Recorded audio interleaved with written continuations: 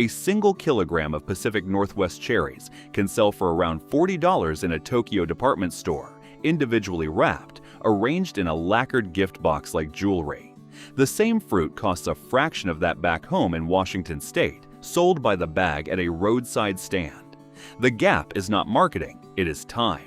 A cherry has roughly 48 hours from the moment it is pulled off the tree to the moment its stem starts to brown, its flesh starts to soften, and its value starts to collapse.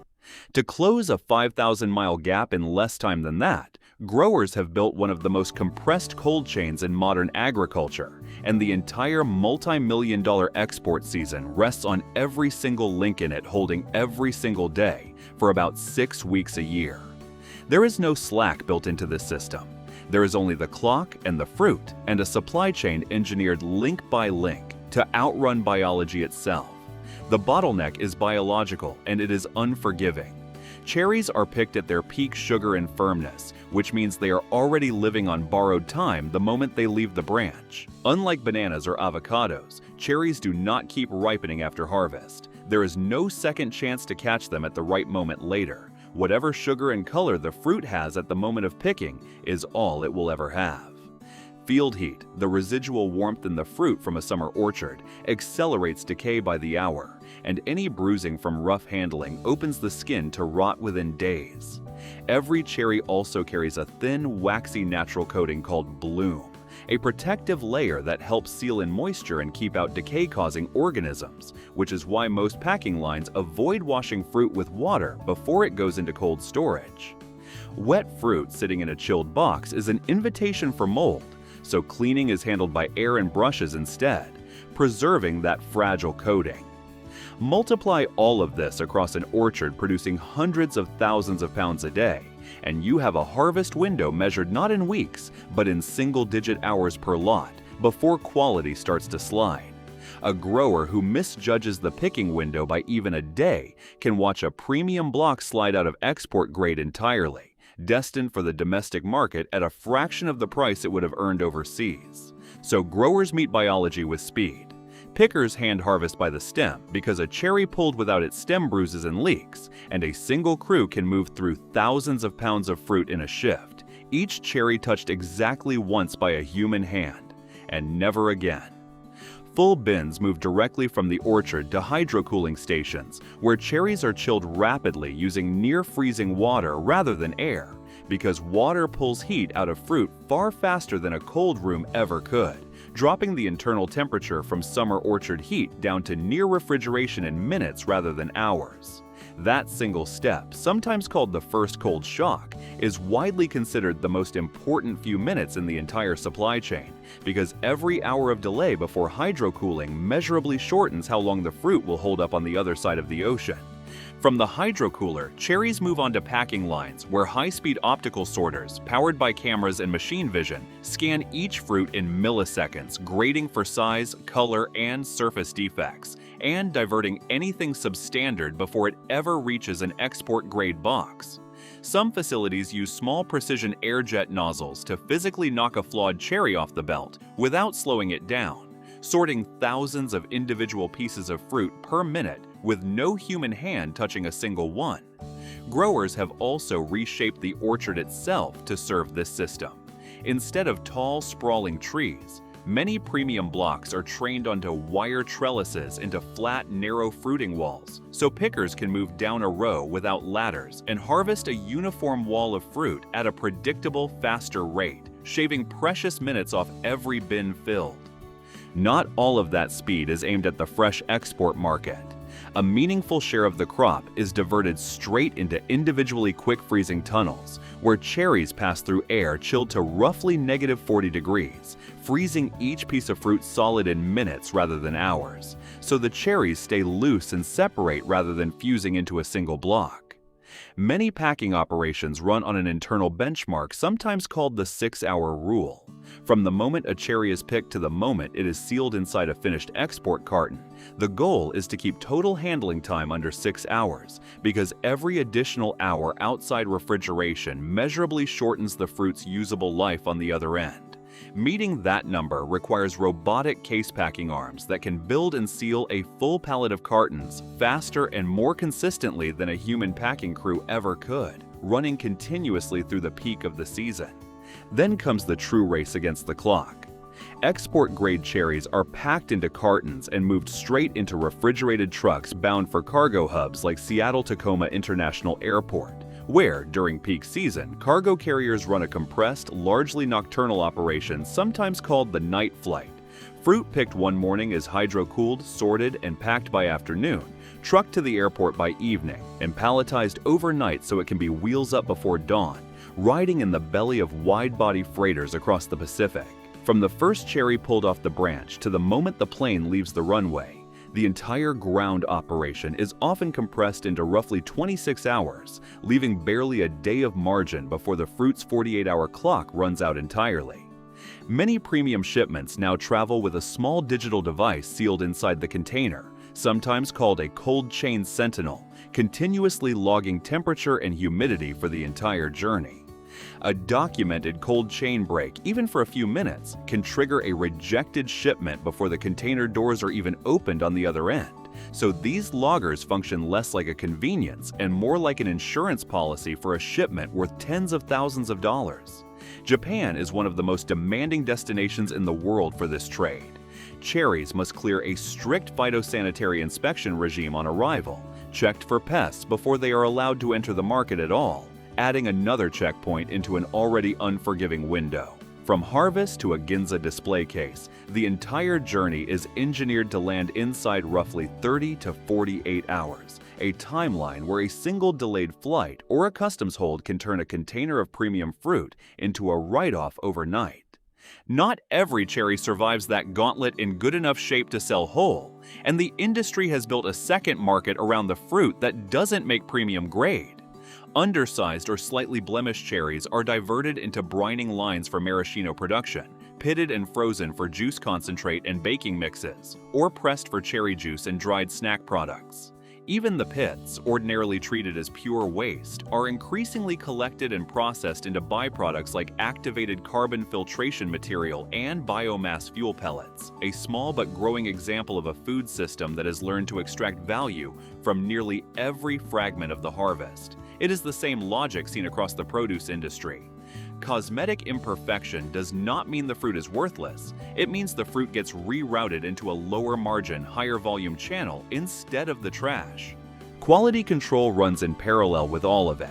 State and federal agricultural inspectors pull samples throughout the packing process, checking sugar content, firmness, and size against strict grading standards that determine whether a lot qualifies for the export program at all, and Japanese officials maintain their own residue testing requirements on top of the phytosanitary pest inspection, meaning a shipment can clear one hurdle and still be rejected at another. A single failed test, whether for a pesticide residue above the allowed threshold or a pest found in even one carton, can result in an entire lot being turned away, a risk substantial enough that many exporters test proactively before a shipment ever leaves the packing house, rather than wait to find out on the other side of the ocean, weeks of work and thousands of dollars in product resting on a single sample. The economics of this trade are shaped as much by trade policy and market structure as by fruit quality. Japan spent years restricting American cherry imports over pest concerns before market access expanded in the 1970s, and tariff and inspection agreements between the two countries still directly determine which orchards can participate and at what cost. Much of the marketing and quality standard work behind that access is coordinated through a grower-funded cooperative body that represents growers across Washington, Oregon, Idaho, and Utah, negotiating export protocols and running promotional campaigns in overseas markets on behalf of an industry too fragmented for any single farm to manage alone. Because premium export cherries command dramatically higher prices overseas than in domestic markets, growers and packers have real financial incentive to prioritize the export program, which means the best fruit of the season often never touches a U.S. grocery store at all. It gets loaded onto a cargo plane instead, leaving domestic buyers with a noticeably thinner selection during the very weeks the orchards are at peak production.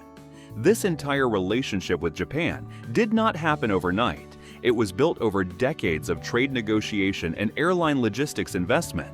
Japan first opened its market to American cherries in a limited way in the 1970s, and it took years of additional negotiation, cold chain testing, and pest mitigation research before the volume that moves today became possible. Airlines built dedicated seasonal cargo capacity specifically around the 6-week harvest window, knowing the route would sit comparatively idle the rest of the year, an investment that only makes financial sense because cherries command a high enough price per pound to justify flying them rather than shipping them by sea. Sea freight remains far cheaper per pound, but a boat crossing the Pacific takes 2 to 3 weeks, long enough that a cherry would be well past its prime before it ever reached a Japanese port, which is why, unlike most agricultural exports, cherries travel almost exclusively by air despite the enormous cost premium that requires, a premium ultimately paid by the shopper picking a single cherry out of a gift box in Tokyo. The packing houses that run this operation have consolidated dramatically over the past 3 decades, mirroring trends across industrial agriculture. Optical sorters, hydro coolers, and robotic case packers represent millions of dollars in capital investment, machinery that only pencils out if it runs at high volume across a long enough season, which has pushed the industry toward fewer, larger, more automated facilities every year. Small independent packing sheds that once dotted the growing regions have largely been absorbed into cooperatives or bought out entirely, consolidating both the equipment and the export contracts into a smaller number of hands. That scale cuts both ways. It is what makes the speed and precision of the modern 6-hour rule possible at all, but it also means a single facility going offline during peak harvest, whether from a mechanical failure or a labor shortage, can bottleneck an outsized share of a region's entire export volume for the customers waiting on the other side of the ocean.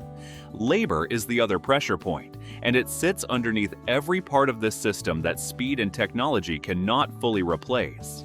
Hand harvesting at this pace during a narrow multi-week window depends heavily on seasonal and often migrant labor, much of it arriving through visa programs designed for temporary agricultural work, and a shortage of available pickers during peak ripeness can cost a grower an entire block of fruit that simply over-ripens on the tree. No technology able to substitute for human hands working fast enough at the right moment. Wages for skilled pickers have climbed accordingly in recent years, since a fast, careful picker can directly determine how much of a block makes export grade, and growers increasingly compete with each other for the same limited pool of experienced crews during the handful of weeks when timing matters most. Demand on the other end has only grown more competitive, adding yet another pressure to a system with almost no margin for error. As disposable incomes have risen across East Asia, demand for premium imported fruit as a gift item has grown right alongside it, and the Pacific Northwest is no longer the only cold chain capable supplier chasing that market. Southern Hemisphere growers, particularly in Chile, have built their own air and sea logistics networks to ship into the same countries during their own opposite season harvest window, meaning Northwest growers increasingly compete for shelf space and consumer attention even outside their own 6-week season. That competition has pushed further investment into exactly the kind of speed and quality infrastructure this system already depends on, because a slower or less consistent cold chain is no longer just a quality risk, it is a competitive one, with a rival hemisphere's fruit only a few price points away on the very same store shelf. Looking ahead, this system faces mounting pressure from multiple directions at once. A late-season rainstorm right before harvest can cause cherries to split as they absorb water through the skin, sometimes forcing growers to charter helicopters to hover low over the orchard rows and blow the water off the fruit before it ruptures, a genuinely expensive last resort, often costing thousands of dollars an hour, used only when the alternative is losing the crop outright. A single afternoon storm at the wrong moment can undo an entire season's investment in a matter of hours, and growers watch weather radar during the final weeks before harvest with the same intensity most people reserve for a hurricane forecast. Climate volatility is reshaping the biological side of the problem as well, Cherry trees require a minimum number of accumulated cold hours over the winter to break dormancy properly and bloom evenly in spring. Warmer, less predictable winters can leave orchards blooming unevenly, which in turn spreads out the harvest window and complicates the tight single-pass picking operations the export system depends on. At the same time, extreme heat spikes during ripening can cause fruit to soften and split on the branch even without rain, a risk that has grown less predictable as regional weather patterns shift year to year. Growers are left managing two opposite failure modes: too little winter cold and too much summer heat, with a crop that has almost no tolerance for either and a shrinking margin of error every year the weather grows less predictable. Because the entire export program depends on a short list of demanding overseas markets with strict entry rules, any single country tightening its inspection standards, adjusting a tariff, or favoring a competing exporter can instantly redirect tens of millions of dollars of fruit back toward a domestic market that pays a fraction of the price. That concentration cuts both ways. It makes the program lucrative when conditions hold, and it makes the entire regional economy built around it vulnerable to a policy decision made in a foreign capital, thousands of miles from any orchard. Growers, packers, and the airlines that built their peak season schedules around this trade all share the same exposure, and none of them control the lever that could shift it overnight. It is easy to eat a cherry without thinking about any of this, but behind that piece of fruit sits an orchard timed to the hour, a hydro-cooling tank, an optical sorter working in milliseconds, a freezing tunnel running at -40 degrees, a red-eye cargo flight loaded before dawn, and a customs inspection on the other side of an ocean, all racing a 48-hour clock that never stops ticking. That is the quiet complexity behind almost everything on a supermarket shelf. If you want more stories behind the hidden systems that stock the world's supermarkets, consider subscribing.